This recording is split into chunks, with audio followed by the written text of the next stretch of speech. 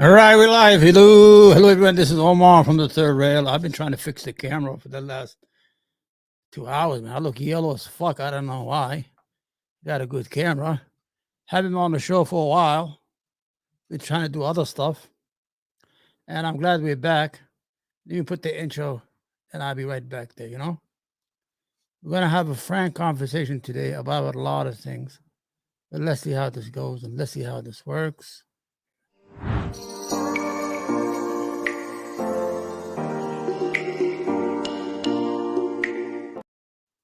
All right, we're back. This is Omar from the third rail. I want to thank you very much. I appreciate those who support this channel from all over the world, from India to Pakistan to Indonesia to Bangladesh to Brazil. This channel was not my channel in the beginning. I got it from a friend of mine, who had other shorts. This channel was founded in 2017. I've been trying very hard to make a connection with the people who follow these channels, these 2.8 million people. But I'm having an issue. I don't know who are they. They don't. Could you please write on the comments and things of that nature? I joined YouTube in 2020, October 2020, for the first time in my life. I started a different channel. I've been struggling. It is very hard to start a new channel on YouTube, and sometimes when you're different, it is very hard to make connections with other YouTubers. I've been trying to get on panels, can't. Trying to get on debate, nope. I mean, they will have the biggest idiot on a panel, but when you try to get on a panel, they don't give you that opportunity.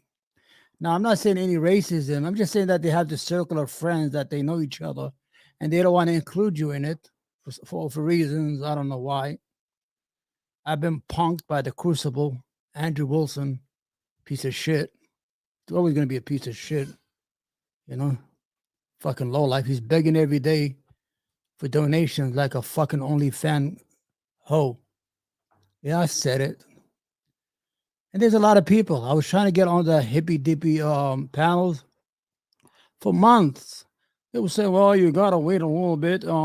We gotta put you on a different tier to see how you perform. Then we're gonna put you on with Dylan Burns." Like, what the fuck was Dylan Burns? I'm saying it's a fucking conversation we're gonna have because I have a different view of the world. I have a lot of experience in foreign policy, in international policy, and international conflicts. I could add to that conversation if we had it, but you're never given that opportunity, man. Nobody wants to give you that opportunity. Everybody have his own orbit. You have the people who are Destiny's orbit. You have the America First with the crazy ones, and you have other people, but it is very hard to attach yourself to anything. I've been trying very hard for 3 years. Sometimes I don't do as much videos as I used to. I tried to be a partners with Wick. Wick did 2 shows and he never gave me an opportunity. The only guest he gave me was fucking some girl named Food Shop and some girl named, I don't know, Mrs. B or Mrs. D. And then all of a sudden he said, it's not working, but he'll play a fucking game for 2 hours that nobody wants. 6 people are watching it for 2 hours. It's unbelievable, man.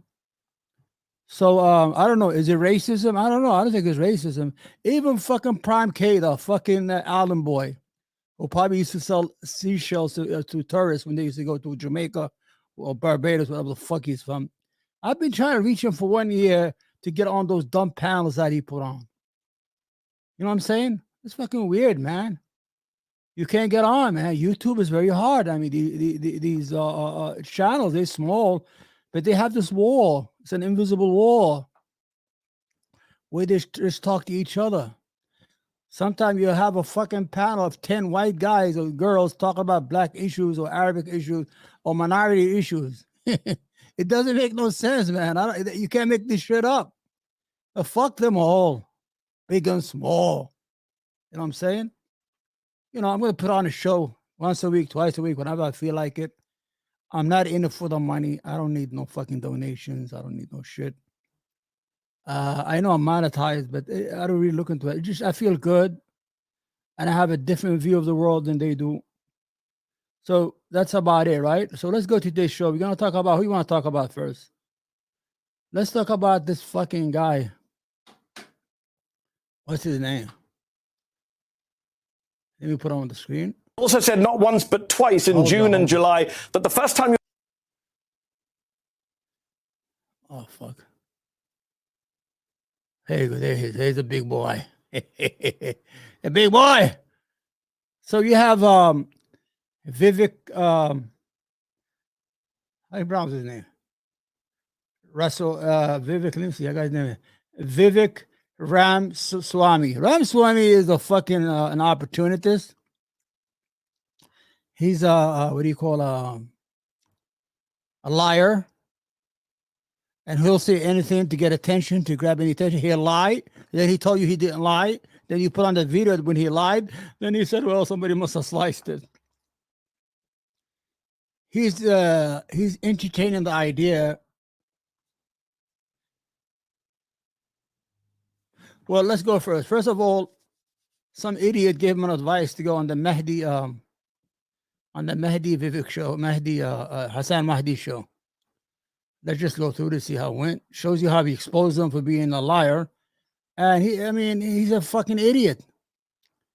He wants to abolish the Department of Education, which a lot of schools depend on aid from the federal government, and make sure that aid goes to all the schools, minority, rich school, poor school districts, and everything. He wants to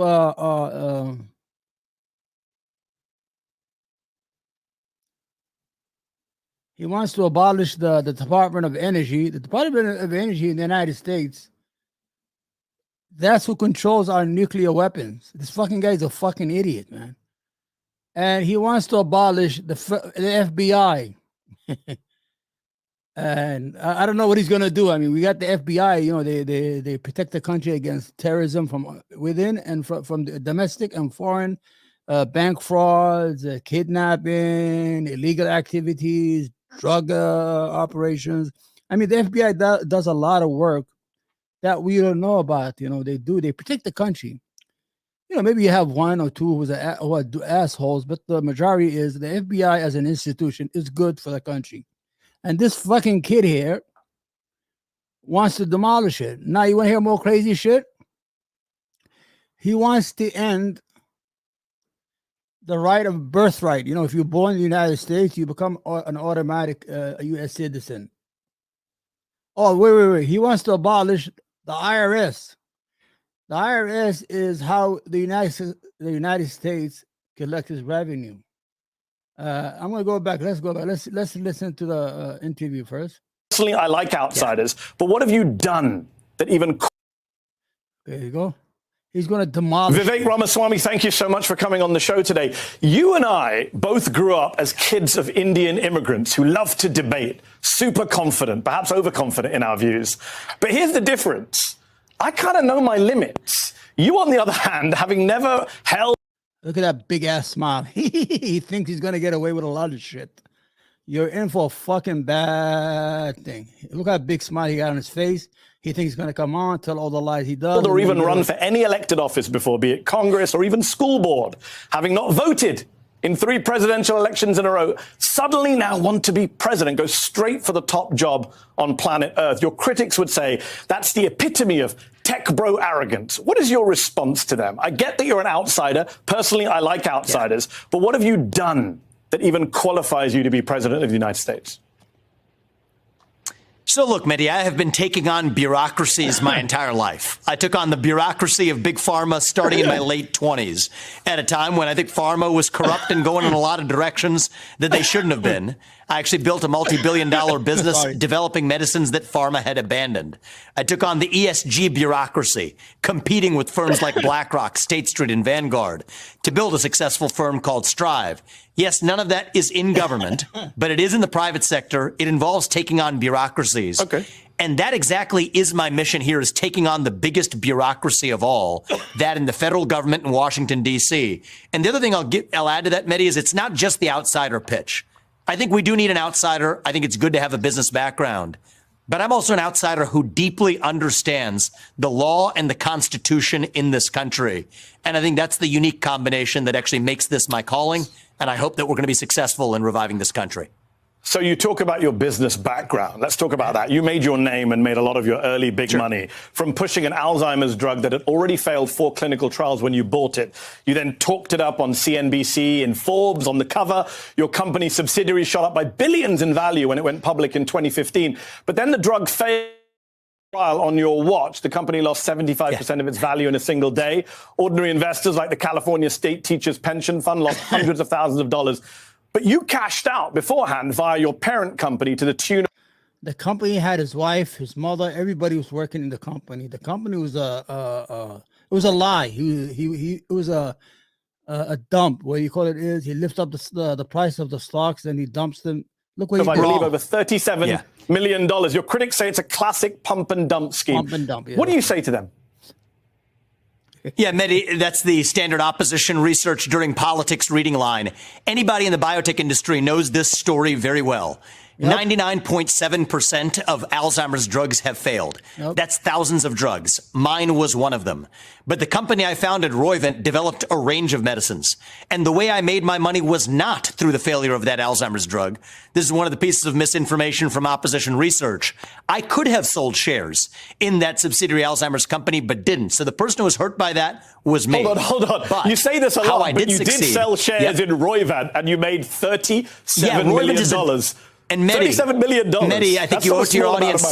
Mehdi, I think you owe it to your audience to be accurate. That is shares in a different company, not Axovant. And those shares that I sold are worth, and those shares are worth dramatically more today. So I would have made more money had I held on to those shares. So don't believe what the opposition research purveys through the media. It's not opposition research. We looked at your tax returns, which you very kindly have released. Yeah, exactly. And you made voluntarily released. Because I want to be transparent. You made $300,000 in 2014 on capital gains. In 2015, after the IPO of this Axovant, you made $37 million in capital gains. Yet others didn't make that kind of money.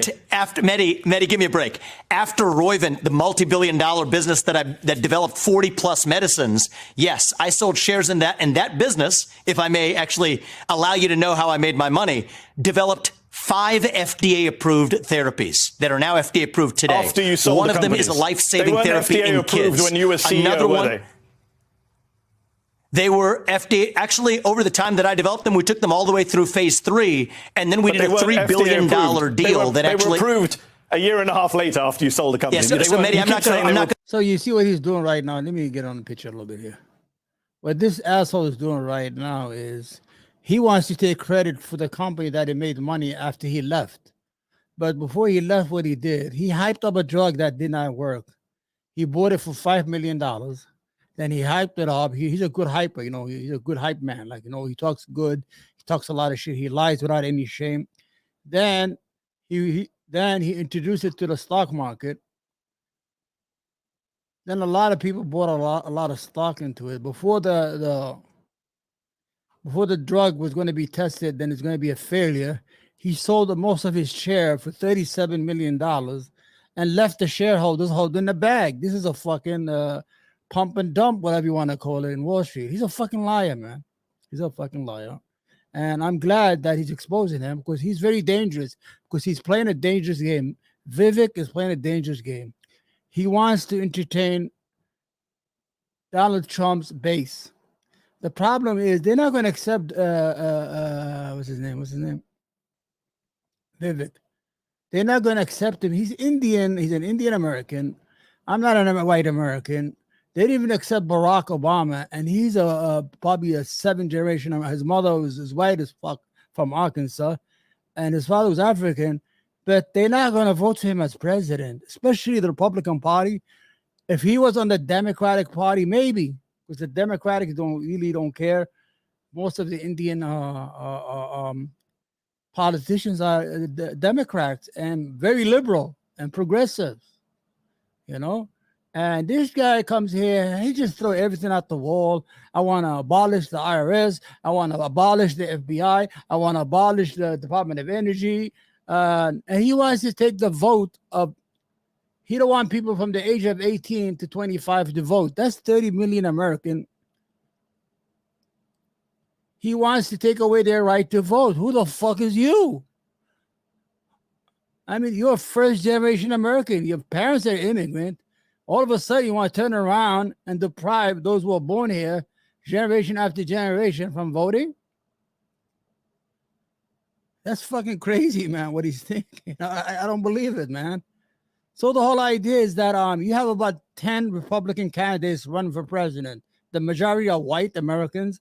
They've been here for generations. Not one of them is saying they want to abolish the birthright of citizenship, that if a baby is born in the United States, he is automatically a citizen of the United States. Who the fuck is you, Vivek?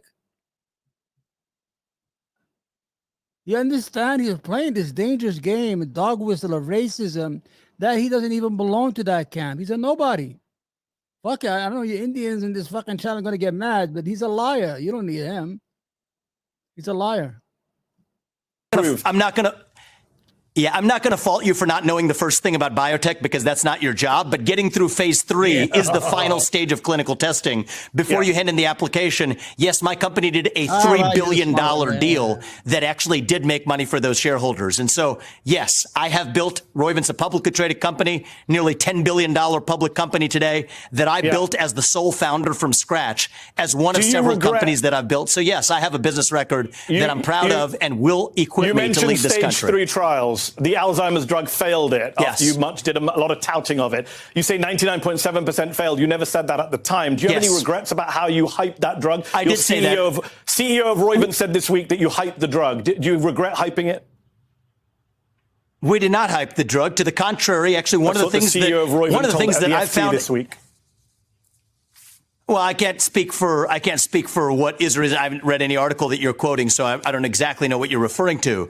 The fact of the matter is, though, I have been transparent at every step of the way. Everyone who is in the biotech industry knows that Alzheimer's disease is the graveyard for medicines. But I still think it's an important area of need. And I'll say this, Mehdi, is, you know what? If I serve for 2 terms, I'm still going to be in my 40s when I leave the White House. It is a personal passion of mine. Here we go. He's overpromising. He's going to be president for 2 terms, and he's still going to be in his 40s, and he's going to come back and help people with Alzheimer's disease and try to cure the diseases. Shut the fuck up, you narcissistic piece of shit. He's a narcissistic motherfucker, man. He's worse than Trump. Trump is like, holy shit. To come back and see if Alzheimer's disease hasn't been cured. I do want to play a role in still delivering treatments and cures for that disease. And people who don't take risks, don't achieve meaningful impact, the medicines that I did develop, I'm proud of. And you don't get there without having a number of medicines that you test along the way.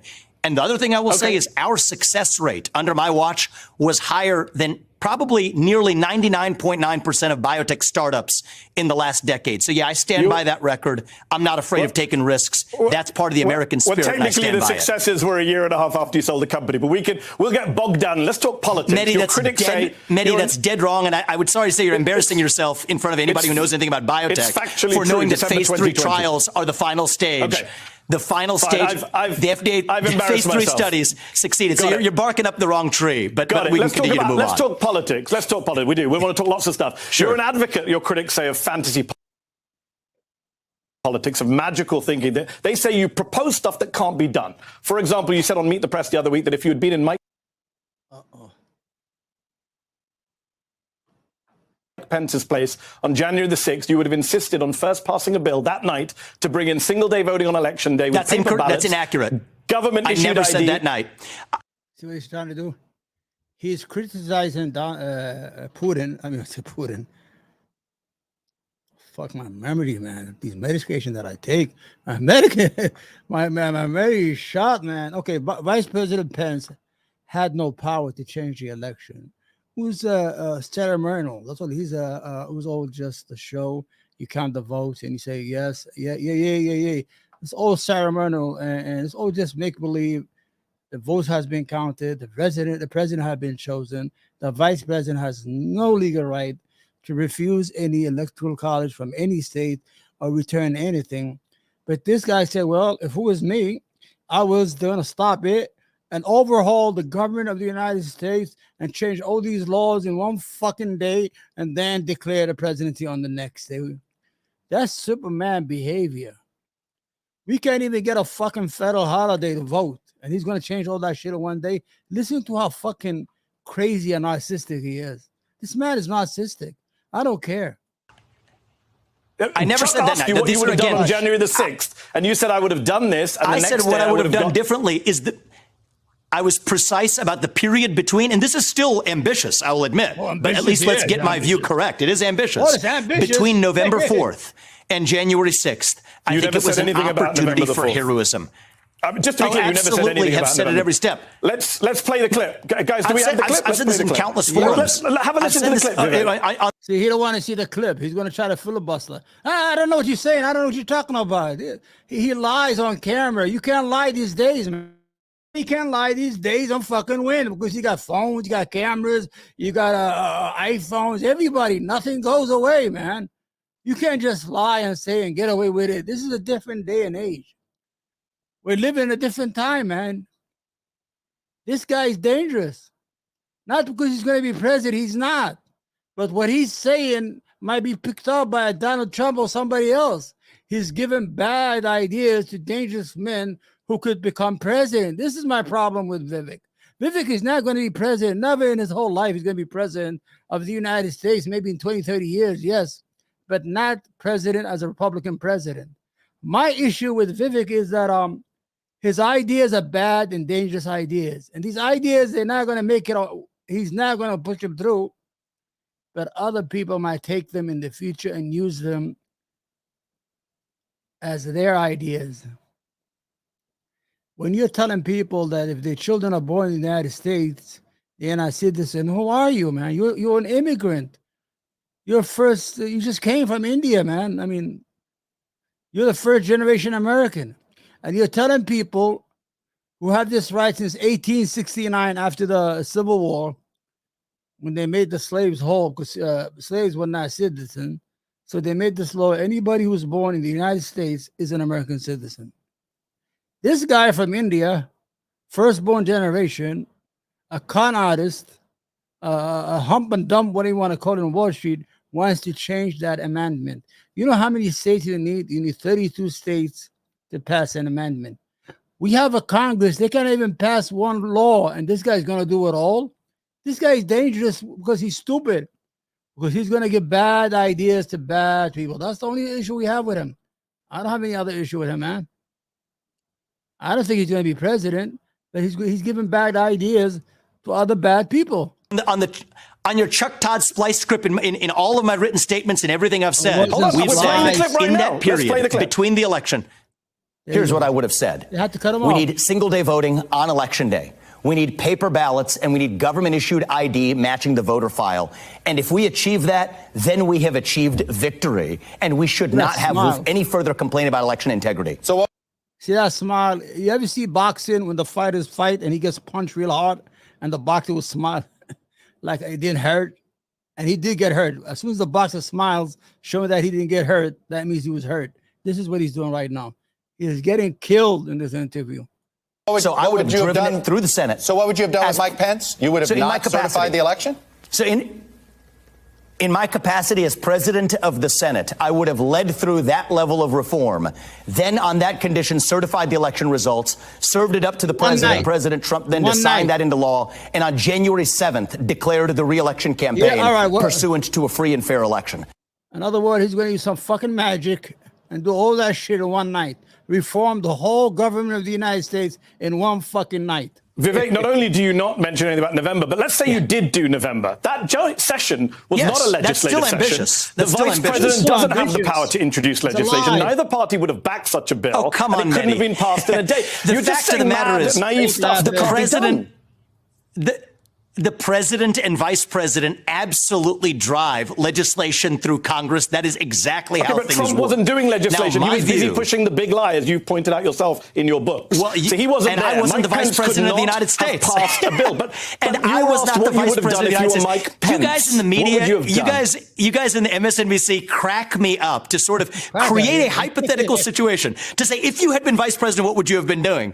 I'm telling you exactly what I've been doing, but you're saying, but that's not what Donald Trump was doing. This is Mike a joke. Pence asked you, Let's hold on, actually Vivek, have hold a on. substantive conversation. Hold do you want to on. have a substantive conversation Hold about on. what should have happened, or do you want to play a game of gotcha? Because you have the choice. The choice is yours. Do you actually want to have a substantive conversation? If you do, I'm down to do it. Do you want a substantive conversation? What we need. You said substantive 4 times. Actually, if you want to get a word in, you know, if you're going to speak the truth and ask a legitimate question, have at it. I think it is a legitimate question. Multiple people wondered about your knowledge of how Congress works, suggesting Mike Pence, by the way, on the debate stage asked you if you would have supported what he did. It's not an MSNBC question. It's a Republican vice president question. Yes. So fine, you don't want to answer it. And what I'm you saying is it was a missed opportunity for heroism, not in one day, but I think that in a period of 2 months. And I think you're a smart guy. It couldn't have been done in a lame duck There's Congress, an American Vivek. You're confidence. a smart guy. You know it couldn't have been done in 2 months. I think under extraordinary circumstances, in extraordinary times, we have an American Confidence in Elections Act. It's literally making its way through Congress now. ACE. I support it. I think if we had gotten that done during that window, further we said single day voting on election day as a national holiday, and Mitch McConnell wouldn't have agreed to a national holiday. I think Democrats should agree to it. We can argue forever. I think Democrats should agree to it. That's a different argument. That's what I stand for. I think we're still going to get that done when I'm the president. Okay. When I'm the president, not in some fantasy land where I was vice president in some other year in the historical history. Let's talk about you as but president. What I'm running for, Understood. This is what we're going to do. Let me ask a question so we don't run out of time. Please don't filibuster. I just want to ask a question about when you're president, you say you said, this is your words, quote, if you want to stay out of no-win wars and make America stronger at home, I know how to get that done. Genuine question, Vivek, not a gotcha. How? How do you know how to get that done? With respect, you've literally never done anything like that in your life. I could go out on the street outside the studio, grab someone. They have as much experience as you do of keeping us out of foreign wars. That's not an insult. That's just a statement of fact. No, it's not an insult. It's a fact, right? And it is also a fact that everybody else who does have experience in the foreign policy establishment has been sending us into no-win wars for a long time. Both of those are facts. Here's how I would do it. Let's get specific, and I'm glad we've finally gotten to the doorstep of actually discussing a policy agenda. Here's what I would do. Pull Russia apart in its military alliance with China. Those two countries are in a military treaty dating back to 2001. That is the single greatest threat that the United States faces. So I would end the Ukraine war on terms that, yes, allow Ukraine to at least come out with its sovereignty intact, which may not even be the track they're on right now. But in return, and also make a commitment that NATO will not admit Ukraine to NATO. In conjunction, and by the way, for people in the foreign policy establishment, they forgot that Gorbachev was made that promise by James Baker in the United States in 1990. So keep our word there. But in return, actually make a hard requirement that Vladimir Putin exit his military alliance with China and remove his Russian military presence from the West. That's the deal that I would do. Again, the fantasy land is why would Putin... This is a fucking fairy tale idea. Putin has troops inside Georgia, inside Ukraine, inside Moldova, and he wants to rebuild the old Soviet Union. He's not shy about it.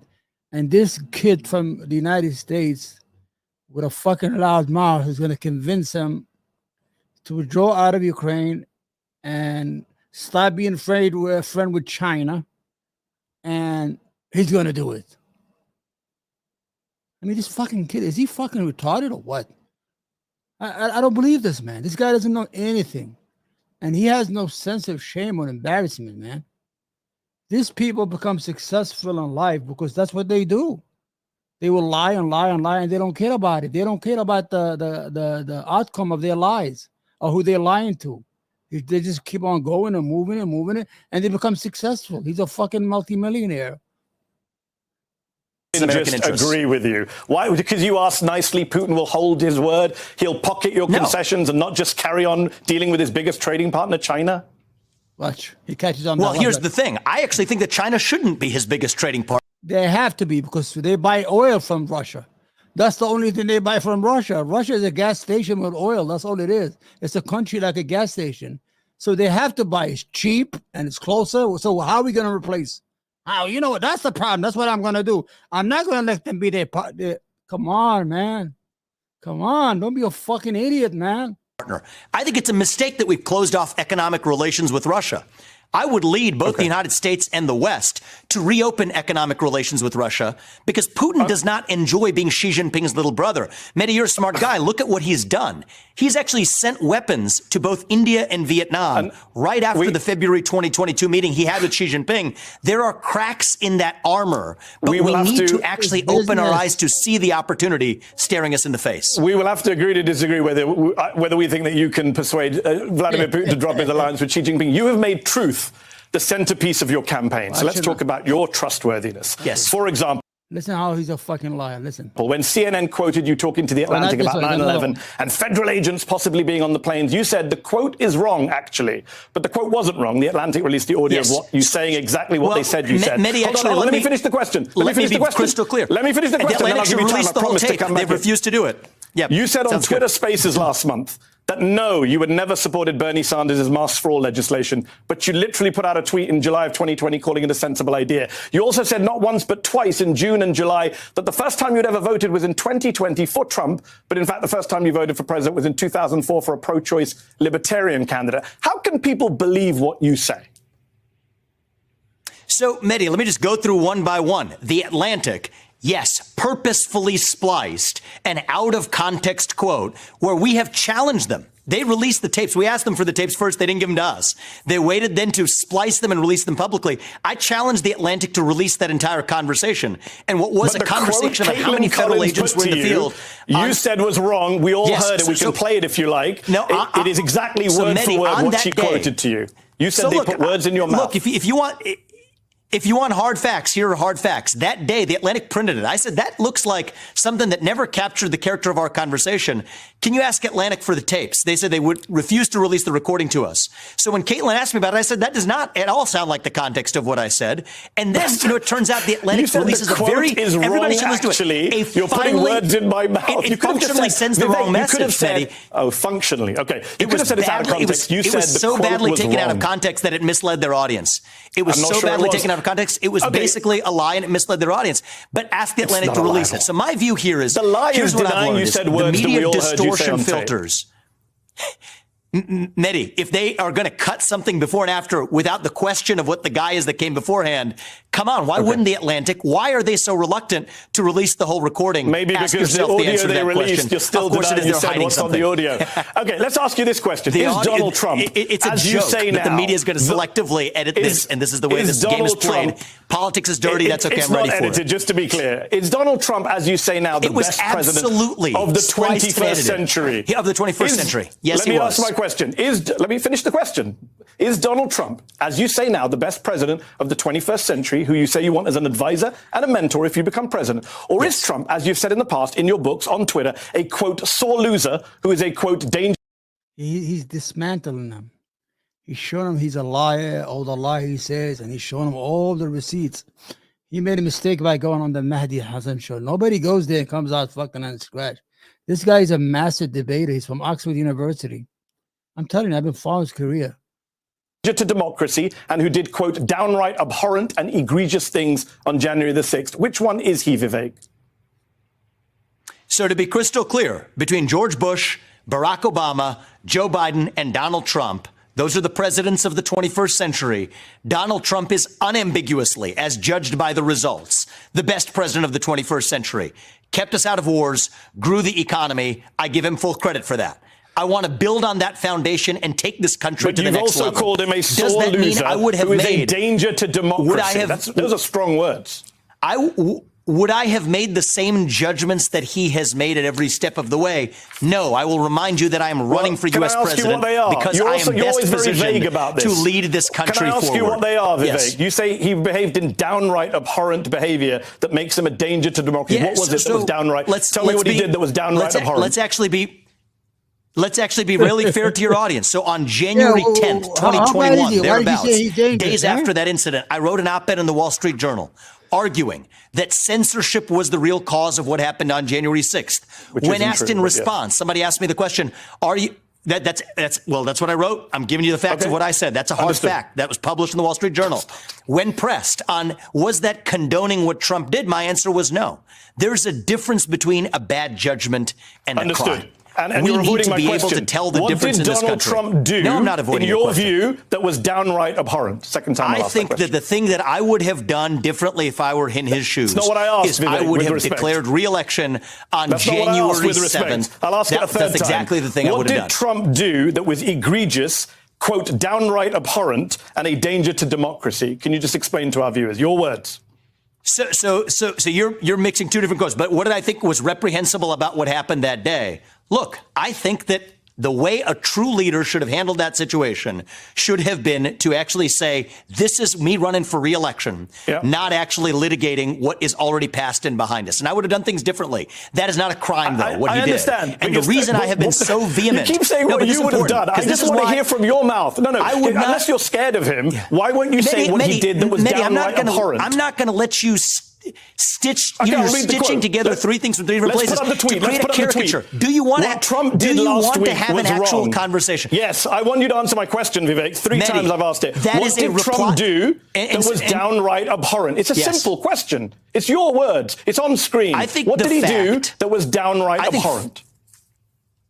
I believe that failing to unite this country falls short of what a true leader ought to do. That is why I'm in this race, is to do things differently than any prior president has done them.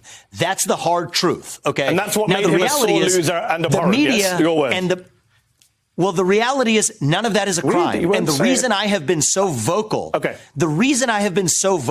is because when somebody actually prosecutes somebody for a bad judgment, and I've been clear, I understand your objections to the litigation. I would have made different judgments. That's not what I asked about. I That is understand. a distinction we have to draw. Understood. You say you are anti-identity politics, anti-affirmative action in a party that hates the Soros name, yet you accepted a Paul and Daisy Soros scholarship at law school that was specifically set up for the children of immigrants. It was an affirmative action scholarship, and your defense for that is that you didn't have the money to pay for law school, even though you'd already made over $1 million at the time. And okay, hold on. Right now, Vivek's position is that affirmative action, when they give like scholarships to poor immigrants or blacks or people who are Hispanics or minority, is reverse racism against white people. That's what he said. He said that's reverse racism. The white people are being mistreated by blacks getting a chance and Indians getting a chance. But when he had the opportunity, he took it. He took the scholarship. The same scholarship, now he's saying that is reverse racism because white people don't have the opportunity to get it. This is the problem. That's why he's fucking dangerous, because he's stupid. And then right now he's telling us that Soros is one of those multi-billion-dollar people. And they always warn us, oh, Soros doing this, anti-Semites here. And you know what? The foundation I gave him a scholarship was from the Soros Foundation. The same people he said they're dangerous. The same program he says is fucking, he said that the same program is reverse racism. He took it when he had to, and he had a lot of money in the bank. He didn't even should have qualified for it. My defense of that is if somebody gives you a merit scholarship at the age of 24, you take it. At the age of 24, somebody gives you a merit scholarship, you take it. I didn't say I didn't have the money. I said at a time when I had a lot less money than now, $50,000 you said was still exactly, I didn't useful have the money, to me. Vivek. You keep forgetting your quote. You said, when I didn't have the money. So, Mehdi, I've made this really easy for everybody. And I did this in the early weeks of the campaign. I released 20 years of tax returns. Yes, you did. Something that no presidential candidate, let alone somebody who's successful in business, has done. I challenged Democrats and Republicans alike, including the Biden family, to do it. And you know what? I released it so that you could look at them, so we can have an honest conversation. Much. And I appreciate that. The funny thing I've learned, I do appreciate that. It's something Trump should learn from you. I think that transparency is important. Look, so it's already open and everybody can see it. Exactly. We have 2009. But the fact of the matter is, you know what I would advise every 24-year-old should take 2009 and 2010. You made $750,000. You had the money to pay for law school. You didn't need a Soros affirmative action scholarship that you now criticize. I mean, none of this is worthy, but if you think it is, let's get to the detail. That was actually the first big piece of money. You say you're anti-affirmative action. You took a scholarship for immigrants. I'm anti-affirmative action. So why did you take a scholarship for the children of immigrants? Which falsehood would you like me to address? The financial one or the one about my views on affirmative action? Because I can go in whichever order you'd like. On the financial piece of it. Not at the time that I had applied for the scholarship that fall. Yes, you did. That December. Yes, you did, Vivek. This is awkward for you because you did. I've got the tax returns in front of my face. No, it's not awkward for you. Yes, on December 31st, when the application for the scholarship was that October. Mehdi, you're wasting your time on childish details in October of that year when I applied for that scholarship.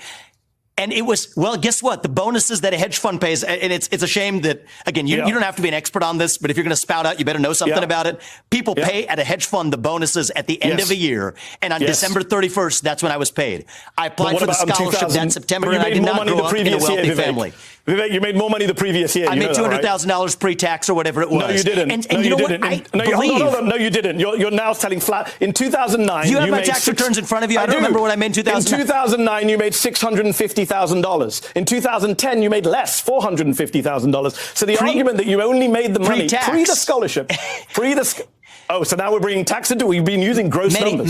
Yeah, absolutely. Vivek, you're wrong on this. Go back and check your tax returns. $50,000 obviously makes a big difference. And then you accepted a Soros scholarship for $50,000 when you didn't need it. Well, you know what the fact is, Mehdi, is $50,000 did make a big difference to me back then. And anybody who has a few $100,000 in the bank is going to take $50,000 without strings attached. Take the scholarship. But my question for you is, why on earth are you, as an intelligent person interested in politics, obsessing over a 24-year-old's $50,000 scholarship? I'm interested in truth. Because you're lying. You're using it as a campaign issue. You're saying that affirmative action is reverse racism, and you took a scholarship that you shouldn't have taken because you didn't even qualify because you had money, that you had a couple $100,000 in the bank. And second of all, you say that Soros is an evil man. Why did you take his fucking scholarship? That's why it's relevant. This is why he's asking these questions. He has dismantled you on everything. You lied about Trump and he proved it. You understand? Yeah, he lied about a lot of things. The whole thing is lies after lie. The man is doing what Trump is doing. He's copying Trump, but he can't get away with it because Trump, he has this charisma, and he's fucking white and orange, and people want him to be president. Vivek is a brown guy, and he's Indian. The Republican Party are not going to vote for an Indian president. The only chance he had if he had been part of the Democratic Party. Because the Democratic Party don't care. I'm in the Democratic Party. I would never vote for him because he's a piece of shit. But if he had good ideas, he could have won. He could have been the Obama of the Indian community in the United States. But he chose the wrong path. He's demonizing black people because of affirmative action that he took. You understand? He wants to demolish the FBI, to abolish the FBI, because that's what white nationalists want. You understand? He's singing the songs of racists in the United States. He's not doing himself any service. After he loses and he gets the fuck out the fucking 15 minutes of fame, people will have a second look at the Indian community. They're like, well, what's up here?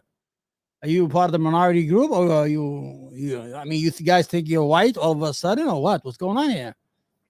They need, you know what I'm saying? It's on your cap that you wear. And I'm interested in truth. And Mehdi, that's why I released 20 years. Mehdi, that is why I released 20 years of tax records. Tell your friends in the Biden administration to do the same thing. Tell your Democrat candidates to do the same thing. We've gone over time. We're breaking precedents, and I think it is pathetic. I just think it is sad and pathetic that that we have important issues to talk about for the future of a country, and you're talking about a $50,000 scholarship. I told you it's relevant because you're using it in your fucking campaign messaging. If you don't talk about reverse racism concerning affirmative action, nobody will talk about it. If you don't say Soros was controlling the United States foreign policy and you took money from him, nobody will talk about it. The reason people are talking about what you did when you were 24 years old, because you used the program that was made for poor children of immigrants, whether from India, Arabia, whatever, and took that scholarship you shouldn't have taken. You made $750,000 and you still took that scholarship. You're a fucking thief. You're a liar, man. This guy's a snake shaman. That's what he is. my Indian brothers and sisters, this guy's no good. He's a liar. He's a racist piece of shit. In 2010 to go to Yale Law School when I was 24. If you just owned This it, is hold on, pathetic Vivek, and is why nobody trusts you guys. It is pathetic in your view, but you paid a Wikipedia editor who then removed it. So clearly it's something you didn't want people to read about. Last question, because we've gone over time and I respect you. Who also said I was born in India. Who also said I was born in India and misspelled and got my wife's name wrong. So yes, we actually need to correct facts when people are playing this game. Last question. You want me to ask a substantive question? Here's what I worry about most: democracy in this country. I would love not just questions. under Donald Trump. Yeah. Last question for you. Not just under Donald Trump, but under you. People are worried about authoritarianism. You have preemptively promised to pardon Trump no matter what juries of his peers decide, as well as today extending those pardons to January 6 rioters. You've dismissed white supremacists as boogeymen and unicorns. You want to fire at least half the federal government workforce. That's over 1 million people. You want to remove the right to vote from 18 to 25-year-olds. That's over 30 million people. You want to get rid of birth. You see how fucking dangerous he is, this motherfucker? Listen what he's saying. This guy, this is all white nationalist shit. This is all white nationalist ideas. That's not his ideas. This guy is dangerous because he's giving people ideas. He's going to leave the scene, but his ideas is going to live in people's heads. Look what he wants to do. I told you he's a dangerous piece of shit. It's garbage. Trust you guys. It is pathetic in your view, but you paid a Wikipedia editor who then removed it. So clearly it's something you didn't want people to read about. Last question, because we've gone over time and I respect you. Who also said I was born in India. Who also said I was born in India and misspelled and got my wife's name wrong. So yes, we actually need to correct. Oh fuck, they misspelled his wife's name. Oh fuck. He's been lying the whole time, but somebody misspelled his wife's name, then that's a fucking problem, isn't it? It is, right, man? They messed up. They misspelled his wife's name. What a fucking narcissistic piece of shit. Facts when people are playing this game. Last question. You want me to ask a substantive question? Here's what I worry about most: democracy in this country. I would love not just questions. under Donald Trump. Yeah. Last question for you. Not just under Donald Trump, but under you. People are worried about authoritarianism. You have preemptively promised to pardon Trump no matter what juries of his peers decide, as well as today extending those pardons to January 6 rioters. You've dismissed. So he wants to pardon, if he becomes president, he wants to pardon Donald Trump. Let's say that's okay, because I think at the end of the day, you need to pardon Trump and let him go his way and fucking, start a clean slate. But he wants to pardon even the terrorists that try to overthrow the government of the United States. Why is he saying these things? Why? These are not things that are, these are not ideas that are connected to an Indian American. They're not. These ideas are connected to Donald Trump and the white racist, white nationalist movement in the United States. White supremacists. And they don't give a fuck about him. They look at him as a brown piece of shit. They don't like him. Do you think they like him? They don't like him. They're not going to vote for him. This is boogeymen and unicorns. You want to fire at least half the federal government workforce. That's over 1 million people. You want to remove the right to vote from 18 to 25-year-olds. That's over 30 million people. You want to get rid of. In fact, you refer to voting and citizenship as privileges when they are, in my view and in the Constitution view, rights. It's a very anti-democratic worldview. What do you say to people who criticize you for that? I don't think it's an anti-democratic worldview. I favor reviving the lifeblood of our constitutional republic. Revive act. Okay, he wants to revive the constitutional republic by depriving people of voting from the age of 18 to 25, by abolishing half the federal government. How the fuck are they going to function? By denying the thing that we hold dear, that every person who's born in the United States has a share of this country and is an American citizen for almost 200 years, more than 200 years. And this guy, this fucking guy, wants to take that away. I don't understand why. Who's this message? Let's say the message, who he wants. That's not for me. I'm a Democrat, I vote. As a matter of fact, I'm a centrist.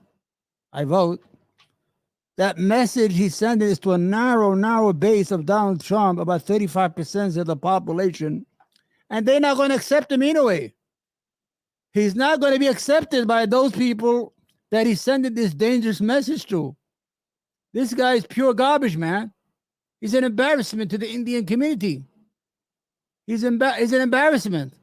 actual free speech and open debate in this country, revive civic duty in this country, something that our founding fathers envisioned, revive true equality in front of the law, where our founding fathers are white. They're not our founding. They're not your fathers. They're not my fathers. Stop fucking.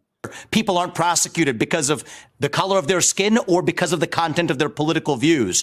One standard of the rule of law for everybody. Yeah, right. I stand for the founding vision of the country where the people who we elect to run the government ought to be the ones who actually run the government, when in fact most policymaking functions in D.C. are performed by federal bureaucrats. So yes, my standard is, would Alexander Hamilton and John James and he destroyed him, so you give him like 3 minutes. Yeah, say the shit you want to say, you fucking idiot. Go ahead.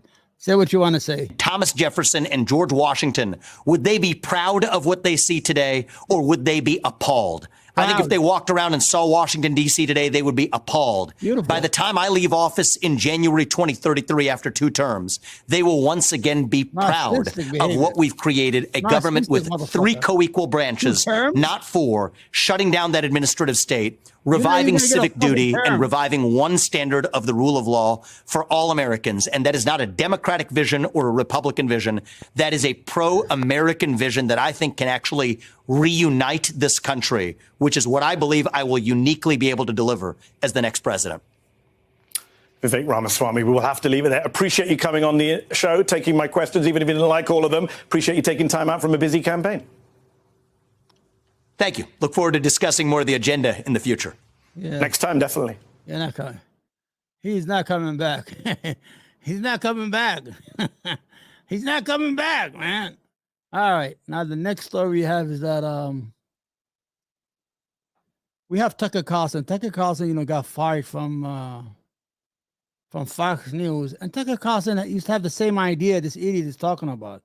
But at least Tucker Carlson is fucking white. He's a white nationalist. This guy, what is he, a fucking Indian nationalist? I get in veins here, right? Getting veins. I'm getting old, huh? So the whole idea is that Tucker Carlson did an interview with a guy named Sinclair, who said he had sex with Obama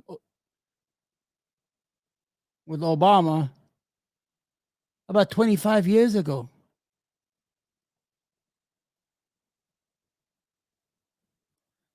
This is the craziest shit I've ever heard. Why does it matter if, let's say Obama is gay? Who gives a fuck? Let's say he had a sexual intercourse with a gay guy and smoked crack 25 years ago. It doesn't really matter. That's a quarter of a century ago. He's not president no more. Why do we need to know? Obama was gay. Oh, and his wife is a man. That's what they say. So we're going to go to our friends here.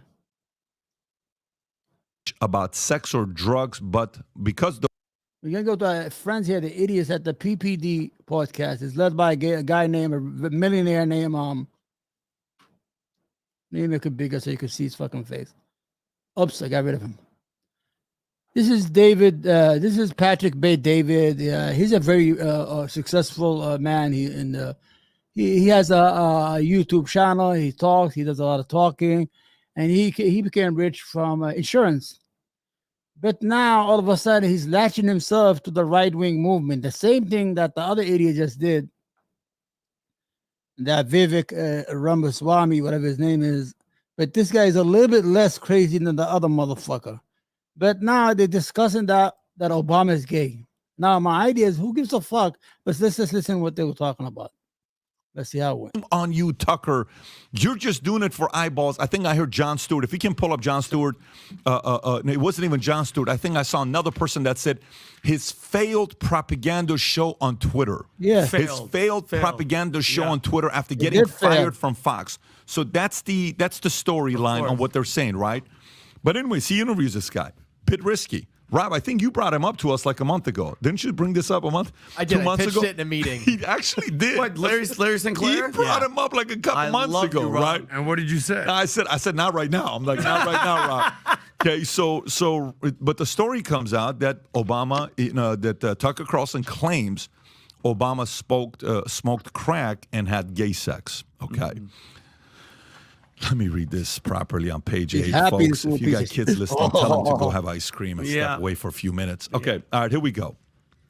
Tucker Carlson, during an interview with Dave Portnoy, revived Larry Sinclair's claim, stating in 2008 it became clear that Barack Obama had been having sex with men.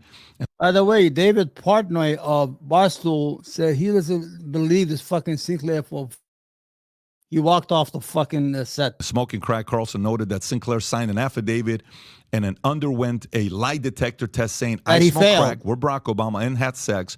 And that was obviously true. Carlson criticized the media's handling of the allegation, saying that the Obama campaign threatened to deny access to anyone reporting on the claims. He emphasized nobody reported on it because they were squeamish about sex or drugs. But because the Obama campaign said anyone who reports on this gets no access to Obama's campaign. So no one talked about it. And this guy was seen as a cuckoo, crazy, drug addict. He's got a big criminal record. And if you go back, look at his criminal record, it's between 1980 to 1986. And he does have some things, but it's mainly during that era. So they have. That guy's been arrested 97 times. He's been in jail 16 years.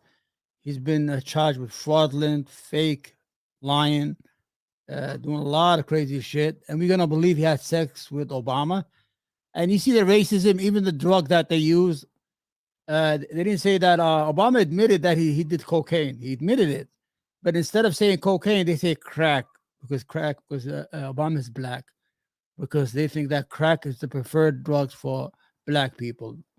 Even when they want to fucking disparage a guy, they still use racism. And it's a shame that this guy, with his wealth, with his prestige, is going to entertain the idea of a fucking idiot like Tucker Carlson and take his side. The problem with the Patrick Bet-David is he's part of the ecosystem that's called Joe Rogan. Joe Rogan, Tucker Carlson, Jimmy Dore. Anybody who goes on Joe Rogan, he picks up a fucking hundreds of thousands of new followers who are all idiots who believe in conspiracies. And he has to, it's called audience captured. He's been captured by that audience. So he has to perform for that audience. So right now, he has a prestigious company. He's a multimillionaire, 10 times over. He's a person of good work. But he'll bring some stupid shit like that to his show. I don't believe this. Have to undermine him. Now, here's the thing. I don't know if it's true or not. I'm purely going based on speculation. You're full of shit. One question I have is, look at that idiot. He's ready. He's ready. Is it because he's now free and he's able to do whatever he wants to do, and he wanted to do this at Fox, and Fox wouldn't allow him to interview this guy and report him? Okay, but after 24 years, does it matter? Let's say Obama did it. What does it matter? Who cares? Do I care that Obama took it up the ass? I don't care. 25 years ago. We have Chris, what's his name? That fucking guy. The Kardashian father. The guy's name. He's a woman right now. We have men cutting off their dicks right now. And you worried about Obama taking one up the ass? That could be one reason. Two, what other motive does he have to want to get under Obama's skin today? And it's a trending topic all over Twitter, okay, when you see something like this. What are your thoughts on this story? Well, first of all, okay, hold on. He's a little rascal. Hold on. This idiot here, I'm going to put him full. I'm going to give him they never give him like that. Look, he's all dressed up. He got the fucking vest. He never gets an opportunity to comb his hair and talk a lot. He's just there for decor. He'll say a joke. He always claims sometimes he was a sniper in the Army, in the Air Force or the Army, and sometimes he say he was protecting the nuclear weapons in Montana. Every time he has a different story about this Army. Even Patrick Bet-David, he said, when I was in the military, he was there for 2 years. A matter of fact, we lost that investment. If you only spent 2.5 years, that means he cost us more food and training than he really performed. So he's a fucking failure in the Army. Let's see this guy. He's so happy. It's unbelievable. Look at him. He's dressed up. He's shaved. He cleaned his face. He never looked this clean all his life. Guy, besides the drugs and all that stuff, let's just really break down. Let me be clear. Yeah. First of all, that the night in question, the Larry Sinclair, Pat, he's visiting his godson. He's graduating from the military naval thing. He gets a limo. He leaves. He asked the limo driver, "Hey, I want to hook up with dudes and I want to do drugs." The limo driver goes, "I have the spot and I know some people." So this is like he's delivering gay guys to Barack almost like Uber Eats, but for gay men. It's like Uber gay. So this is in Chicago? In Chicago. When is this? In Chicago. So, in Chicago. So, guys, he brings him there, Pat. He gets Barack. They have some drinks. He's doing cocaine with him on a CD thing. Barack pulls out a pipe and he smokes it. And even Larry Sinclair's like, to each his own, whatever. They start getting down in the limo. But here's the thing where people are like, why do you care? And listen, I'll get to that point. But let's go. I did a timeline. This guy's a failed comedian, by the way. Suspect activity. And first of all, yesterday, Michelle Obama, knowing that this interview was coming out, she traveled to left the country. New York and Spain to spend time with yeah. her close friends, Jamie Costa and his husband, Michael Smith, a gay couple, without Barack. Barack stayed back, all right? Let's go do the timeline. 1999, he smokes crack with Larry Sinclair, who, mind you, Pat, signed the affidavit and passed the lie detector test. I don't know if any of you guys have taken lie detector tests. I have in the military. He always say in the military. No, he did not pass the lie detector test. It's so deception. He lied. If there was any reality to that, it would have been all over the news. You think the media gives a fuck about Obama or anybody else? It's all about fucking ratings, man. And these fucking misfits, these are all fucking immigrants, man. They are fucking Syrians and Armenians. These are from dead cultures in the Middle East. They couldn't even survive as a fucking species in the Middle East. All of a sudden, they're all, we're going to catch Obama. You know, this is what I have a problem with, man.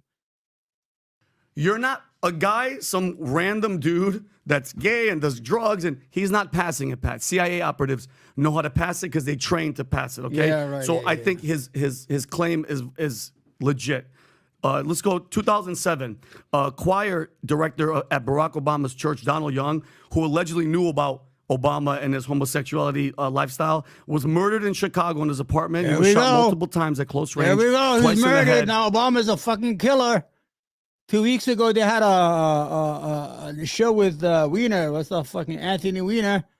And they claimed that the Clintons killed more than 40 people. Now they're going to go with Obama. I don't know why the Democrats are always killing people.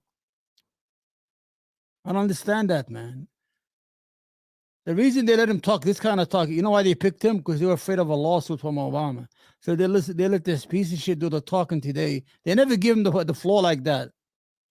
Today they gave him the floor because he has no money if he gets sued. And David, who later on will get to take both sides. Oh, maybe yes, maybe not. I don't know. I don't know. No signs of forced entry. The door was unlocked, but closed. The neighbors said they didn't hear a gunshot. All right. Fast forward, 2014, Joan Rivers, TMZ asked her on camera if the country was ready for the first gay president. And what did she say? We already have one with Obama, and Michelle Obama's a transgender. 2 weeks later, she dies on an operating table so listen on to a this. routine. He believes that she says that Obama is gay. That she also said she was fucking 81 years old. She was a fucking idiot. She was a comedian. And she said that Michelle Obama was a transgender. I mean, she's a man. So my question is, how did fucking Obama get those girls? Did he find them in the street? You know, these people, they are fucking sick in the head, man. I didn't like Obama as a president. I disagree with his fucking drones. We killed these people with drones. His policy was more of a Republican president than a Democratic president. He was an optic president who was afraid what white people might say about him if he does something. He never helped the black community or any other community. He was just a no drama Obama. But to say that he's gay and he killed a lot of people, and to add insult to injury, you disrespect his wife. You say that his wife is a transgender woman. I mean, she's a man. You fucking look at you fucking snail-looking idiot. I was in the army. I was defending the nuclear weapons in the fucking cokehead from Montana. Medical procedure. Fast forward, July 2023, Obama's personal chef, Tafari Campbell, a self-proclaimed trained swimmer, was found dead at Martha's Vineyard, right by the Obama estate. Allegedly, he was paddleboarding in 8 feet of... That guy probably fucking was high as fuck, got drunk, and he died. Obama's not killing these people because they're going to say he's gay. Obama is a millionaire. I don't understand these people, man. This is a conspiracy channel, man. Water, and he drowned. He was found naked, and his clothes were like all over the place, far distance away, and they won't let us know who he was paddleboarding with. Oh, and by the way, Michelle and Barack, initially they said that they weren't on the island. they were there. And photos surfaced, Pat, where Barack had a black eye, but nobody got into that situation. He had a fight with the guy. Exactly. And lastly, just recently, old love letters from 1982 resurfaced performing. that Barack wrote to his then college sweetheart. All this shit he's doing right now is not for Obama. It's for the guy, for David, for Patrick, his boss, because he never gets the floor on this show. They never let him talk like this and get him dressed like that. He's never been dressed like that since I've been watching this show for fucking years, man. He's a fucking failed comedian, cokehead motherfucker. All of a sudden today, they let him take the floor because they don't want to get sued by the Obamas. Alexandra McNair, and in one of those letters, he wrote, and I quote, "In regard to homosexuality, I must say that I believe this is an attempt to remove oneself from the present, a refusal perhaps to perpetrate the endless farce of earthly life." You see, I make love to men daily in my imagination. He tells her this. And here's my thing, Pat. I can care less that if you're gay, if you're not. Yes, you I do. don't You care. will not be But talking about if it you're today. holding on to that secret, and you've been lying to us all this time, because Why are you technically, talking about if it this is today, all true, though? which I believe in this guy. This guy has no. Why is Larry Sinclair? He's been saying this, Pat, mind you, since the early '80s. He went in front of in Washington. And he told everybody, he's broke. He doesn't. When Dan Quayle was vice president of George W. Bush, somebody claimed that he sold him cocaine at the White House park, the park front of the White House. Same shit has happened before. He doesn't give a damn. If they're lying about that, what else? What else are you lying about? What about those emails that WikiLeaks, Julian Assange leaked with John Podesta and Hillary and all these guys, where Barack and them are talking about pizza, Pat? Let's deliver $65,000 worth of pizza at 1 o'clock in the morning, and then they call us conspiracy theorists. Just be out and open, because guess what? Congratulations, you'd be the first gay president. Do it. Come out. Say it. What? Anyway. What anyway? Oh, Adam, you already that anyway. You're like, you don't believe any of it. Well, That anyway listen, was I don't believe it. I believe that everyone should have the ability Okay, to this speak. fucking Nobody guy- should okay, be hold on. canceled. Yes. Including wild conspiracy. I think Adam here is the fucking guy with a brain here, man. It has to fucking be a Jew with a fucking brain to get these dummies. This guy's making a lot of sense, Adam, man. He's well-grounded individual, man. You know, he's not there to talk crazy. They're talking crazy. Look how he explains to them. Just watch him. Theorists. Who's a conspiracy? Okay, I'm not. So all those things I listed are conspiracy. I'm just saying everyone is entitled to what they, to their opinion. Yeah. I love that we have, conspiracy theorists on the show. Who's and a conspiracy theorist? We've had Alex Jones. We've had. How much of his theories that you would say? Well, there was that one thing that he kind of screwed up on. So he can't mess up ever. No, Gay fraud. But a lot of them are right. some of them have been right. The water turns the frogs gay, Adam. Obviously, but then there was that one thing. Okay, all right. That cost him $1 billion. Yeah, but, go ahead. But all right, so it seems like you're taking the stance that Obama is definitely gay. I would put all my money on that he's 100%. So what are the chances? Fuck You just said yeah. 100%. I would put all my money. So When this is there's the- smoke, Adam, This it's fine. this is the problem that I have. You said that really- I wouldn't put 100, and I wouldn't put 0. Anytime that you're like, definitely 100%, Yep. there's no question. Yeah. I'll put every amount of money on it. Okay, let's just back up a second because we're talking about this guy, Larry Sinclair. Yeah. So what you're saying is we all of a sudden now believe a gay crackhead, Obama blowing drug dealer, criminal. He's not a dealer. He wasn't a dealer. Drug user. He used My it. bad, Vinny. It's all good. Dealing is whatever. Who's a known Satanist. Okay. What's Okay. Okay. Go ahead. Allegedly. Go ahead. Allegedly. Conspiracies. Who has a 27-year criminal history. Not 27. No. He's been in. Oh, so now you're Larry Sinclair's lawyer, Vinny? Did you watch the video last night? Did you watch the video? The whole hour? No, I'm not going to spend an hour on Larry Sinclair. I was studying the economy. I was studying Trump. But that's the problem, Adam. You didn't see any of it. That's true. You didn't hear anything. You know what I did do? I did spend some time reviewing his rap sheet. So he spent time in jail in Colorado, 16 South years. Carolina, Florida, Arizona. He did spend 16 years in jail. He's had 97 run-ins with the law. He's been arrested. Hold on, Vin. 16 years? No, he wasn't. He's been Yeah, arrested 16 for years. forgery, fraud, disorderly conduct, and larceny. By the way, there's now rumors saying that he's terminally ill. So he's going out with a bang. He's got nothing to lose. So listen, if you want to go on, I'm saying this with all sincerity. Go there, all good. Okay. I'm just inclined not to believe this guy. So here's my question, Adam. If let's just say I saw something happen, okay, just because I've been to jail doesn't take away the fact, and I want you to explain something to me. 97 run-ins with the law that might smoke. You said there's smoke, there's fire, Vinny. It works both ways. But here's the thing, Adam. How can that guy pass a lie detector test? I don't know if you've ever. Well, I actually read about that, and allegedly, let's use the word allegedly. Go ahead. The polygraph test is what it's called.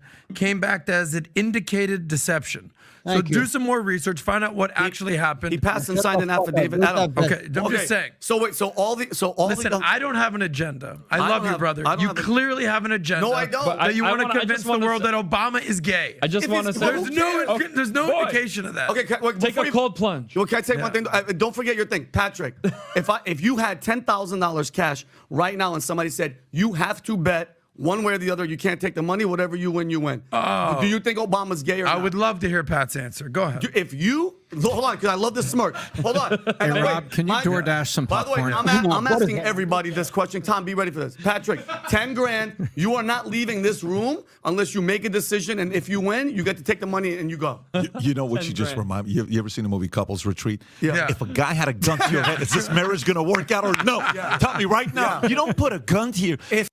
Your therapist had on the first time. If you had to guess. Jackass. If you had to guess. I once hit a guy in Detroit. I already know his answer. But go ahead. Go ahead, PBD. I don't know. I will give you ratio. I won't give you a bet like that. 10 grand is not going to do anything. But if I give you a percentage of these guys having this experience together, I don't know, 30%. I would say you're even that high, Pat? 30%. 30%, dude. But hear me out. Yeah, go ahead. Hear me out on why I'm saying 30% is not actually that high.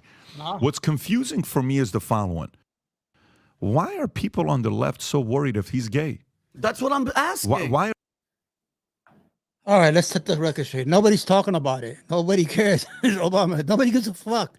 You know, I'm a Democrat, and I voted for Obama, all that shit. I disagree with all his policies, but nobody gives a damn. The only people who give a damn is this guy is, they sucking Tucker Carlson's dick because nobody paid attention to it. The only people who paid attention to Tucker Carlson's fucking interview was the fucking right-wing media. The crazies, the fucking conspiracy, the QAnons, the idiots like this douchebag here. Look, he have his hand. His name is Vinny. Vinny got dressed up. He got the new vest. He looking good. He put some fucking grease in his hair just to get that opportunity. He's a fucking idiot. Let's see what the big man has to say. There are people on the left so like, what is wrong with being gay, leftists? Huh? Mr. Democrat? Aren't you guys LGBTQ? Aren't you guys like, what is wrong with being gay? It was okay to be I'm sorry. There's also gay Republicans. Shouldn't Democrats come out in support of saying, hell yeah, we got a gay president? Congratulations. Why are you all of a sudden 24 anti-gay? years ago. Why are Democrats all of a sudden so concerned about the president being gay? The Democrats don't give a fuck. The Democrats are crazy. That's why I disagree with them. They're the only party who's the congressman tells you that they're gay or they're bisexuals. Barney Franks, all these gay guys, all these bisexual, lesbians. They're the only political party that they don't give a fuck. The Republicans are closeted. The majority of scandals are gay Republicans who have sex with children or have sex with other men, and they get caught in hotels, and it's a big scandal. The Democrats are fucking smart. They already took that fucking issue away. They don't give a damn. The Democrats are fucking fighting for LGBTQ shit. That's men can marry women, women can. If the Democrats are scared of homosexuality, why did they pass the law during the presidency of Obama that men and that gay could marry each other? There's nothing there, Patrick. You're a fucking idiot. You just sucking Tucker Carlson's dick. That's all you're doing. Everything you're doing in California with all the schooling, all the indoctrination, you want more people to be gay. So guess what? You finally have a guy that's, stories are coming out saying that he may be. He may Not be just bisexual. a guy, you have a flag carrier. You gay? He couldn't help it. He had to bite. I'm gonna bet you. The only reason they let Vinny, that idiot, go first was he was trying to avoid saying that Obama is gay, and he doesn't want to be liable for that if there ever is a lawsuit. But he can't help it. He has to bite. They have this. My only problem is people like him, like Vivek Ramaswamy, immigrants, and that who have this issue that we made it. We're right wingers now. We don't care. So and then, for the other part on, stories, this is the part that's just, this is why, BMW and Mercedes are, trying to compete with Tesla and all this stuff. The left doesn't want to hear this story. If this person, the lady came out saying, rape is not about physical, rape is about thought. And Anderson Cooper's like, we got to go to story. I'm really enjoying this. Amazing. This is actually really interesting. Oh, sorry. Let me get this straight. You will give that person, the psycho lady, you'll give that person airtime to interview them, but you're not going to be interviewing this guy. Yeah. Got it. Good point. You already lost a lot of credibility with me, so you're full of shit. What is the difference between those two people? That person's got credibility? This person's got credibility? Yeah. No, or you pick and choose your stories. You're not journalists. You are campaign managers. For a person you like that's part of your political party, they lose credibility there. With this guy, I watched him. Here's what he looked like. I mean, I'm just going to give you I watched the entire interview, by the way. Fucking drug addict. Just to kind of get a feel on whether I believe him or not. Like when I watched Karen McDougal, okay, and she said, I'm convinced we loved each other. I don't know if you've seen the interview with Karen McDougal. That one you watched. Supermodel Playboy girl who allegedly had sex. Allegedly. By the way, what Not did 100%. What did I say when Karen McDougal came up? What was my ratio? You believed her. I believed her. Yep. Yeah. I said, yeah, I believe she loved him, and I actually believe she still loves him, okay? Because I'm going based on what I saw, and my percentage on that one is like 70%, okay, where I saw that. I'm saying on this one, 30%. I watched the guy, and, when you're running an insurance company or a sales company with a bunch of sales guys, your job is to know which one of your salespeople are full of shit and which one's not. Yeah. No, I didn't sign that to say you want your legacy to be, there lies the man that gave a president a blowjob. Like, is that your legacy? So what is it going to say on your tombstone, right? Cracking blowjobs, right? That's your tombstone? Is that what you want your legacy to be? Yeah. Walking by, Mom, who is this? What is a blow? You're going to have to kind of go through that. Yeah. So, no, I don't know. I think, there's a part of it that's true. And to me, I don't know a lot of presidents. I don't know a lot of men who, accidentally call their wives a man's name 2-3 times. Okay, you see why this motherfucker is a fucking piece of shit is? Now he's alluding that Obama's wife is a man. Now, I expect that from idiots in the street, from fucking Q9s or fucking idiots Donald Trump followers, but I don't accept that from him. He knows better. So why would you go there, man?